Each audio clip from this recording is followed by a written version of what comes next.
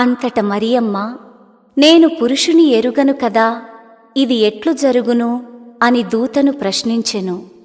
లూకా సువార్త 1వ అధ్యాయము 34వ వచనము.